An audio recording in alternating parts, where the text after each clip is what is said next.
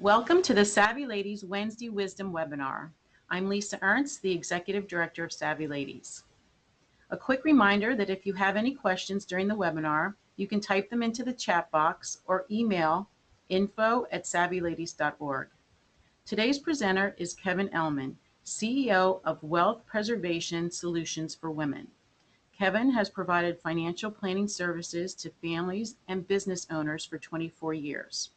Before working in financial planning, Kevin was the executive vice president of Beefsteak Charlie's, a 70-unit restaurant chain. He was also a professional drummer who toured and recorded with a number of major artists. Kevin has appeared as a financial commentator on CNBC and ABC and has been quoted in the Wall Street Journal, Businessweek, CBS MarketWatch, and Fortune magazine. Kevin is the author of the upcoming book, The Wealth Book for Women. I want to thank you for joining us today, Kevin, to talk about women and wealth. Well, thank you for having me. Can you talk a little bit about why you decided to write this book? Sure. This whole notion grew sort of organically out of my practice, working with men, working with women. Obviously, some couples, the man would die, we'd have widows to work with or divorcees to work with. And I discovered that, as would not be surprising to anybody, that women are different to work with than men. And this notion first occurred to me when my kids were little. I currently have 3 adult daughters. And when they went to day camp during the summer, there was a demonstration that the camp put on of the Rocket Club. So it was very interesting. First, the boys come out, and they come out with this giant 3-stage rocket painted bright red, and they set it up, and then they start arguing. One kid says, well, I was the one who came up with the idea for the paint color. I should be the one to set it off. And somebody else says, well, I was the one who designed the 3 stages. I should set it off. And then the biggest kid grabs the match and lights the rocket and sets it off. The rocket goes up in the air, and it goes about 50 feet and then blows up. And they have a huge argument about, whose fault it was. So the coach comes on, he ushers the boys off, and he says, now it's the girls' turn. And they come up, and their rocket is a little bit smaller. It's painted taupe with teal accents, and their conversation is very different. So one girl says, Sally, I think you should light the rocket because it was your idea for the color scheme. Oh, no, I think you should light it because you had the design idea in the first place. So they decided they're all going to hold hands and light the rocket together. They light the rocket, it goes up in the air, the capsule opens up, the astronaut pops out, the parachute opens up, and the astronaut floats gently to the ground, and they all start celebrating very happily. And I go to the coach afterwards and I said, is it always like this? He says, yeah, pretty much that's how it is. The boys are always arguing and trying to one-up each other. The girls are cooperative. They like to follow instructions, and they end up getting a better result. I said, that's amazing because that's exactly my experience with working with women in the wealth management business. The women tend to want to be advised. They're willing to follow the instructions. They're willing to follow the plan, and they get a great result. The men tend to second guess you and challenge you every step of the way. So I decided to focus my practice on working with women because I found it more satisfying. Oh, wonderful. Yes, I definitely can understand that because women listen.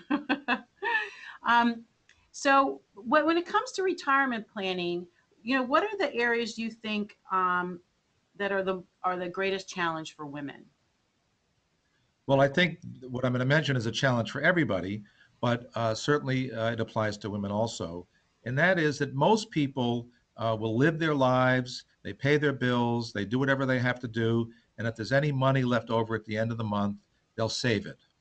And unfortunately, that almost never works. So what I recommend to people is that they pay themselves first. So the guideline I use is that everybody should save a rock bottom 10% of their salary, whatever that happens to be, and save it, and then live on whatever is left over. So, that may not be possible right off the bat. You might have to start off with 1% and every year add a little bit more as you get raises or make more money. But that's the general guideline. And many people have 401ks at work, and that applies. You can take 10% or even up to 15% of your salary and put it in your 401k plan. You could decide to take a little money and pay off your mortgage early. Or you could also decide to invest in a variety of funds, which I'll talk about in a second, using electronic funds transfer. So take it out of your checking account automatically every month and invest it in a fund. So whatever way you choose, I recommend strongly that you pay yourself first, and then all the other things tend to come along fairly easily. Great, great. I have an advanced copy of your book, so I have a portion of it, and I have to tell you that I think it's a very nice read. Like it's not filled with jargon. You explain it. There's stories in it, and I think the stories also help women kind of put some context around things. A fun, interesting read. Thank So you. you talk about women and money fears. Do you have a sense of how that how that gets created along the way in our lives, that fear about money? Well, I'm not sure exactly how how it gets created. If it's nature or nurture, or just is it the way that women are socialized in America today? And I'm not sure if it's as true for younger women as it is for older women. But I know that many of my female clients express a fear of becoming a bag lady.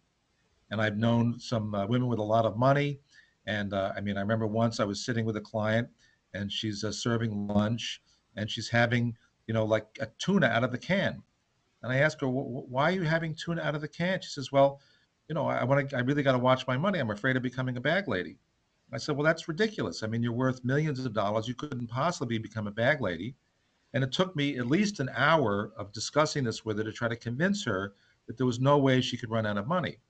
So it seems to be a very common, widespread fear. And my experience has been that the only way to reduce that fear is to come up with a plan and then stick to a plan to build up some wealth, build up some savings, and then remind yourself of that often enough that the fear starts to fade away. Right, right. You make a reference point to which I love is how women are. Well, you have to help me out here. It has to do with how women buy shoes and why they're such great consumers, and buying stocks are like buying shoes. Can you talk a little bit about that? Sure. I actually got the story from my daughter. She was telling me how she wanted a pair of Steve Madden shoes. So she's looking on the website or maybe one of the shopping sites, and she looks at the price, and it's $200 for the shoes. She decides that's too much, so she sets an alert to notify her if the price drops. So the price drops a little bit. She thinks about it. She decides, well, it's still a little bit too much money. She sets a different alert, and eventually the price drops to something like $20 if you buy in the next, 4 seconds. So she hits the button, she buys the shoes, and now she has exactly the shoes she wants. She's paid a fair price for them. And I said to her, if more people would approach investing the way you buy shoes, more people would be successful. So when I say that to people, they go, "Oh, yeah, that makes a lot of sense."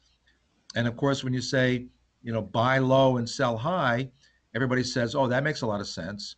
Except that when you're confronted with the reality of either buying a particular stock or investing in the stock market after it's declined 10 to 20% because of terrible bad news, nobody wants to do it because they're afraid it's going to get worse. And of course, it could. But I do believe that if anybody, but certainly if women approached making investments, thinking in terms of buying quality investments on sale, that would be a very good approach and very empowering. It's a great attitude to have. I mean, I know myself when I hear bad news on the radio and I come to the office and I see the stock market is down, I start getting excited about buying things as opposed to getting excited when the market goes up and thinking, I don't want to get caught up in that greed and overpay for investments. So I think women are actually well suited to be investors if they start to use some of the strengths that they seem to come to naturally. Right. Yeah.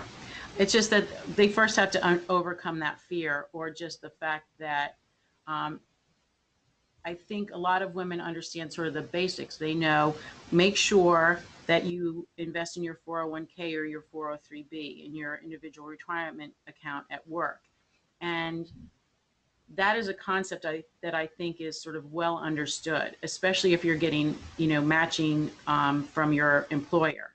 But Right. after that, someone's going to hand you a giant book that says, here are the various options you can invest in.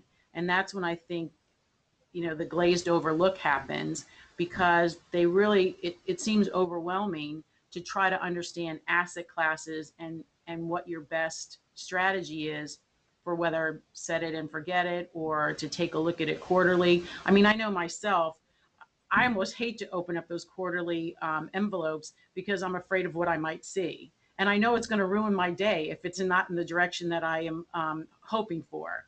So can you talk about um, just that process, and what is the strategy women should follow, or actually anyone should follow, when they are putting money aside, they feel like they're following the directions of what they should be doing, but when it comes down to it, they haven't taken the time to understand what those investments look like. Well, sure. So that question raises a variety of issues. The first one is what I call use the right tool for the job. So this is where a lot of people get into trouble. Uh, they use the wrong tool for the wrong job. So, for instance, in a 401k plan, that's designed to save money for retirement, and I think everybody gets that. What most people don't think through, though, is that uh, uh, for many people, whether you're 30, 40, or 50, retirement is, at least 10 or 15 years away, maybe more.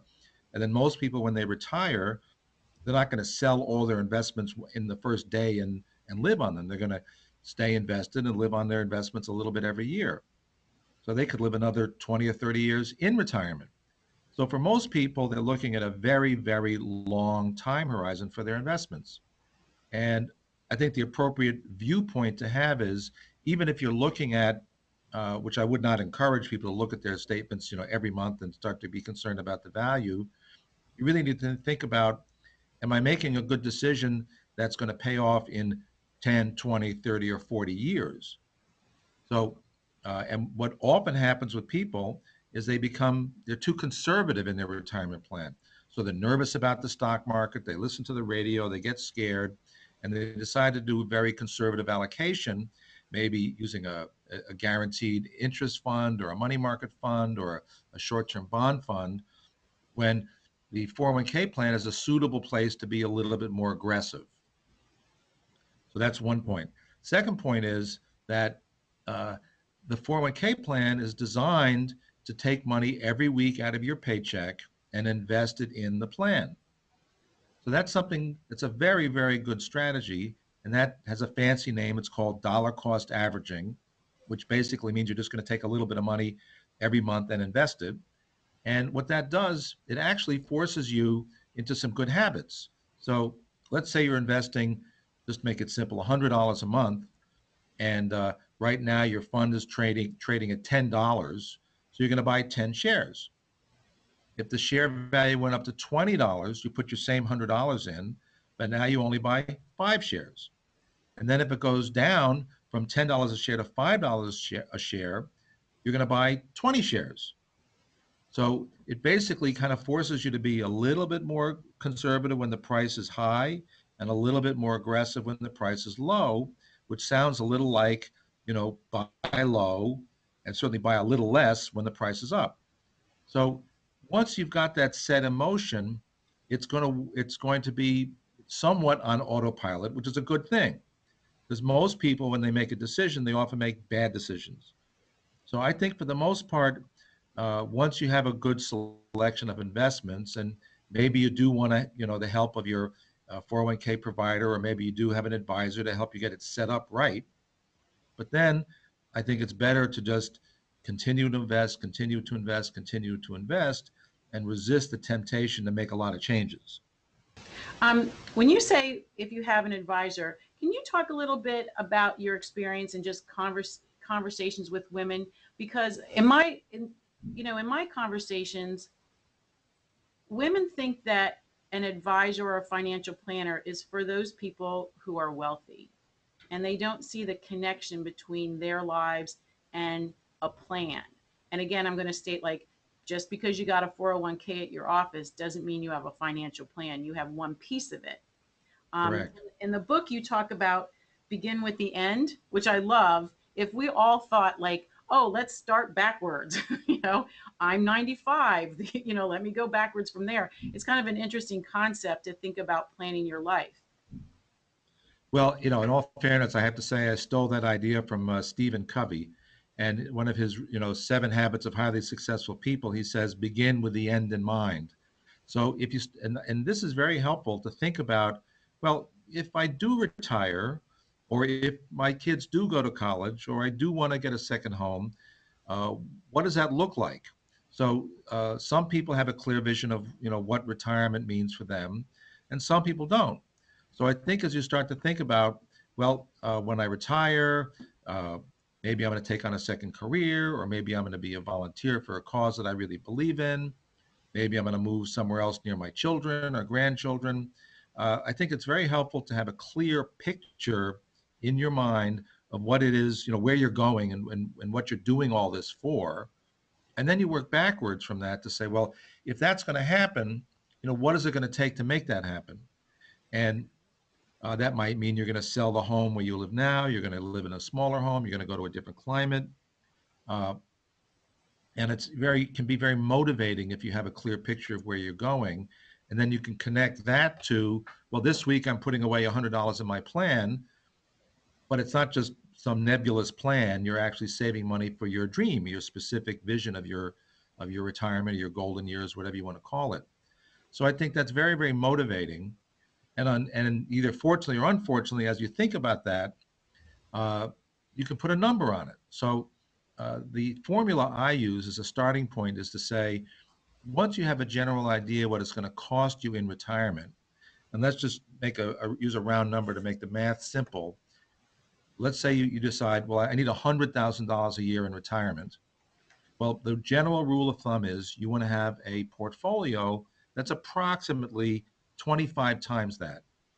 So if you take 100,000 times 25, well, that's $2.5 million. That's no small sum of money. So, some people might hear that and say, well, that's impossible. I can't do it. Other people say, well, if I really work hard, I could do it. Uh, and you may conclude, well, if that's the case, then I might have to work a little bit longer, or I might have to dial back my plan. Instead of having a yacht, maybe I'm just going to have a canoe. You may have to work part-time during retirement.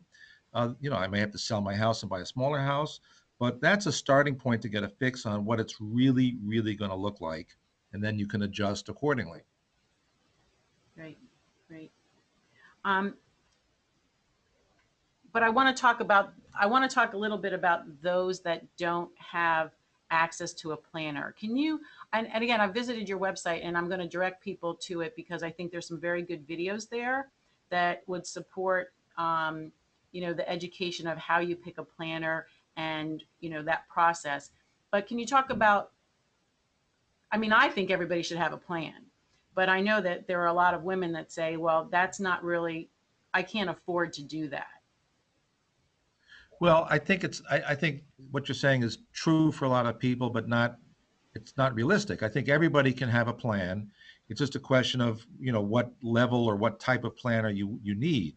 So, if you're somebody who owns a business and you're in a second marriage and you have kids from the first marriage and kids from the second marriage, you've got some complications, and maybe you're going to have to spend a little money to have, a personal financial planner really focus on developing a complete estate plan, business succession plan, and all the rest of it.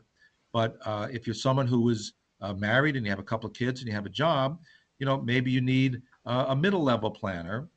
And today there are some other options that I think are viable. So you can work with an individual planner. You can research on the web. You can go to the CFP website, Certified Financial Planners, and put in your zip code, and they'll give you a whole list of who's available. And you can go to their websites and check them out. And but you also have the availability today of what they call robo advisors.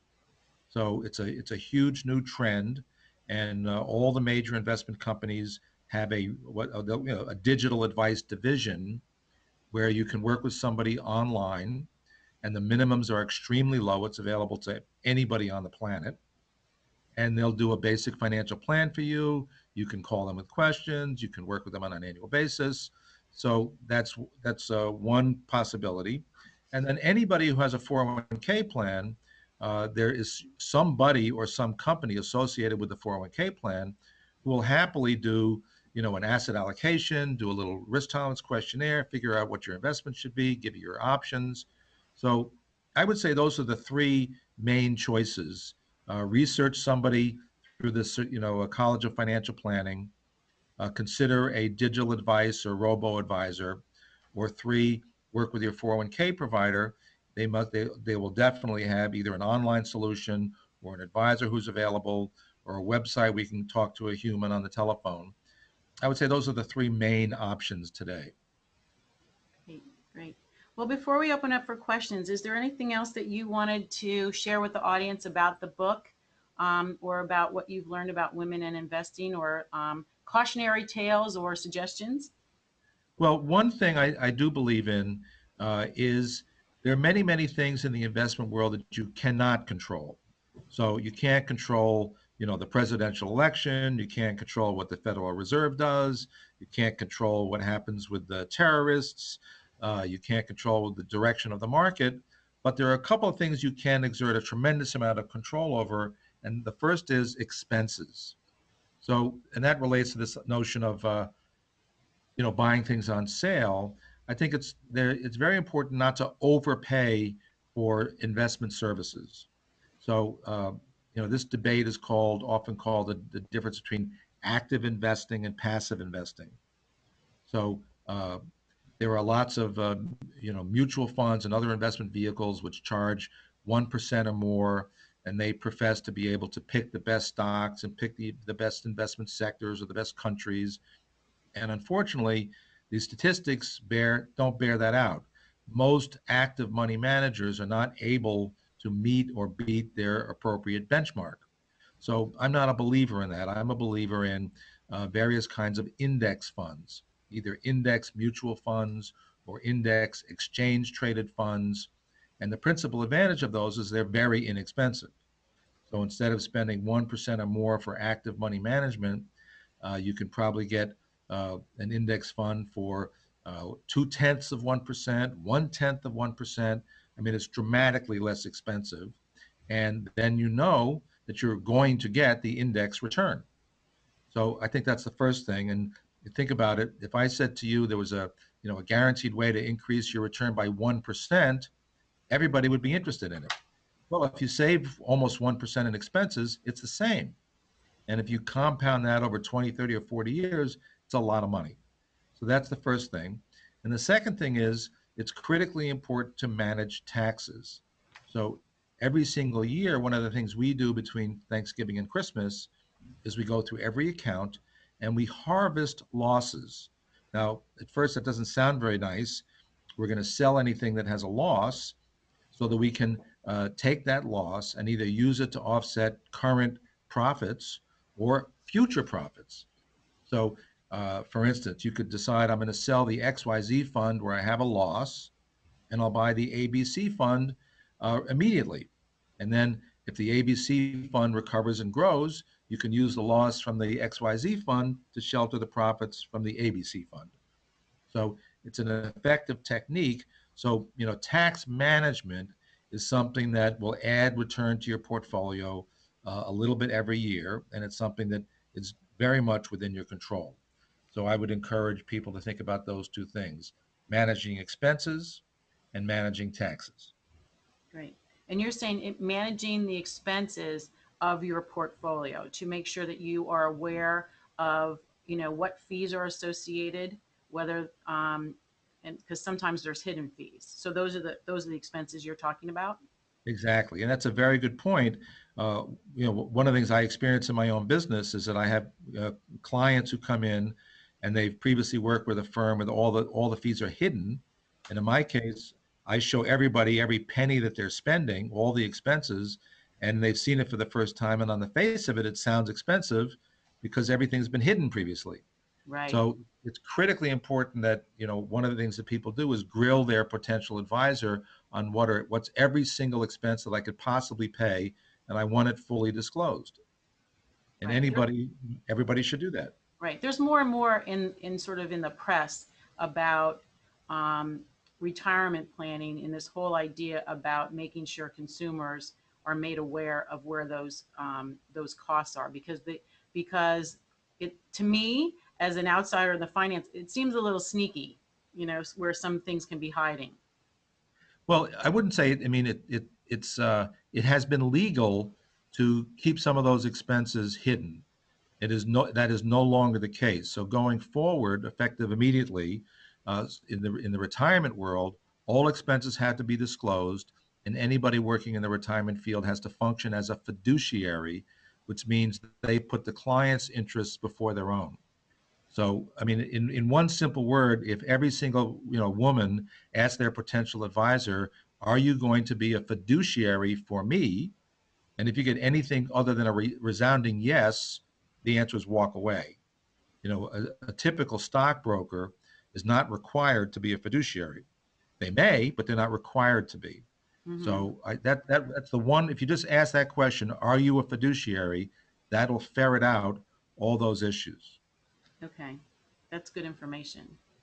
So let's take a couple questions. I want to remind people that you can submit your questions through the chat, and there's one that came in through the over email. I have heard a lot about robo investing. Can you explain again? And does that mean there's a robot picking your stocks and your investments? So we spoke about that for a minute. So the press calls it robo advising. The technical name is digital advice, and it's not a robot, but a team of PhDs have developed an algorithm, a formula to pick certain investments, and they apply that to the market, and they develop a portfolio based on a formula, not opinion, but based on a formula. And then you would work with an advisor on the telephone who would help you do a risk tolerance questionnaire, figure out what your goals and objectives are, and they'll recommend a certain balance between stocks, bonds, and cash and put you in that portfolio. And then you have someone you can call up periodically and touch base, and I'm sure you're going to have a review, once a year or more often. But and the minimums are extremely low. I don't know if it's 5,000 or 10,000, but it's something like that. So it's accessible to a lot of people. I would say, unless it's certainly a viable solution as long as your situation is fairly straightforward. And then do you pay just a flat fee to have that access to that algorithm? So that's a great question. Uh, Different companies do it differently, but they typically charge a percentage of the money that they're managing.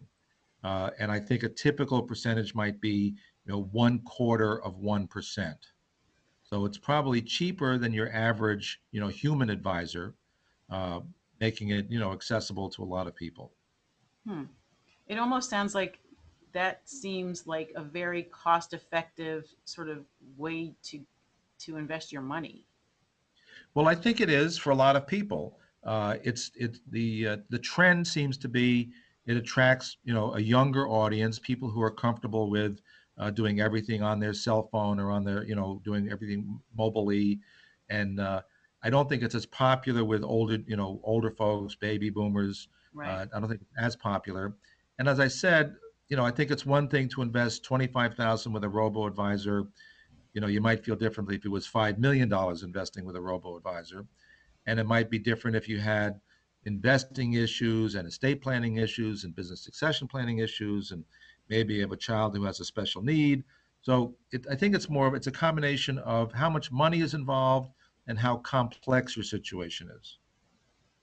Right. Next question. Do you think there is an ideal age to begin planning for retirement? I'm only 25. So I'll tell you that give you this. I have a daughter who's 25, and the day they got out of college, they started saving for retirement. So I would say to you, if you could save 10% of your salary, you will never have a financial problem again. So that's what my daughters do that, and that's what I would encourage you to do. Start with a minimum of 10% of your salary, either into if you have a 401k plan at work, fine. If you don't, set up an IRA. And if that doesn't use up all that 10%, you can just start an investment account at a mutual fund company or a robo advisor. Uh, but if you start saving now, you're going to be very, very happy about it. Great. Great. Well, I want to thank you, Kevin, for a great conversation about the book. Tell us a little bit about when the book will be out. I know we're going to send a link out to those who registered so that they have access to an advanced copy. But is it on Amazon? It will be on Amazon. I'm hoping to have it before the official beginning of summer, so before June 21st. We're in the final stages of editing and getting the graphics done. So we're like on the 1 yard line. We're almost there. But if anybody wants to contact me on the website or email me, send me their email, I'll be happy to send you a free copy of the book because you're a member of Savvy Ladies.